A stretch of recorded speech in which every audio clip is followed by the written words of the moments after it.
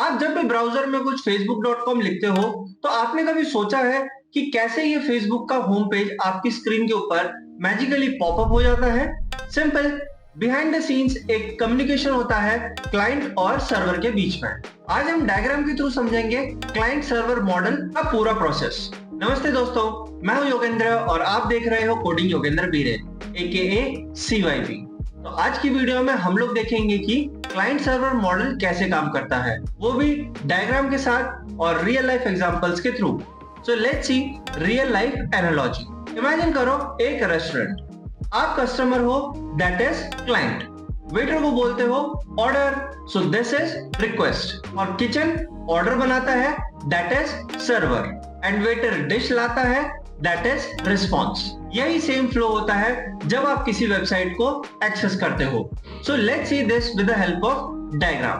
तो चलिए डायग्राम के जरिए समझते हैं स्टेप बाय स्टेप्स क्लाइंट और सर्वर कैसे कम्युनिकेट करते हैं।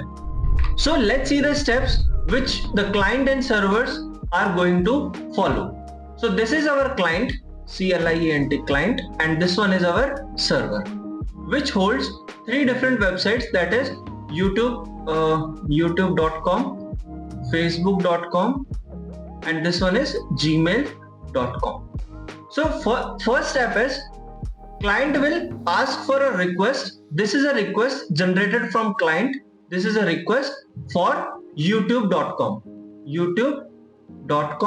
and this is done with the help of HTTP request or protocol, I can say, or we can use HTTPS. So there is a difference, we'll see in the future videos.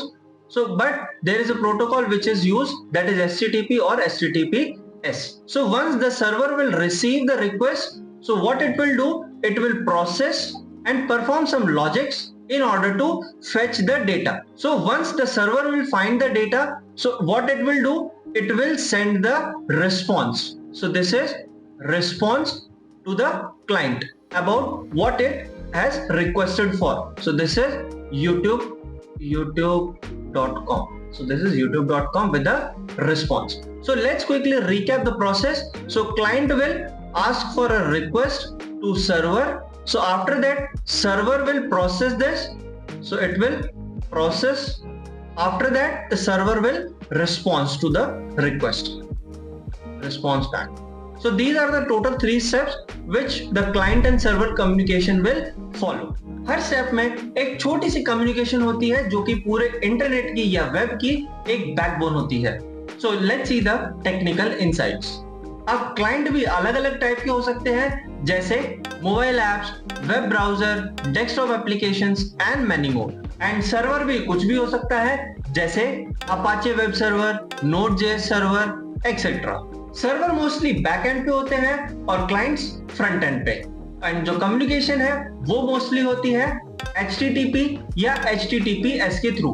तो आप जब भी कभी website चलाओ तो ये जरूर ध्यान रखना कि बैकग्राउंड में एक क्लाइंट और सर्वर के बीच का डांस चल रहा है। तो क्लाइंट आपका ब्राउजर और जो रिमोट में कोई एक मशीन होगी वो आपका सर्वर है। तो बस आज की वीडियो के लिए इतना ही। आई होप आपको ये चीजें समझ आई होंगी। तो बस मिलते हैं नेक्स्ट वीडियो में, तब तक के लिए कोड करो और ग्रो करो।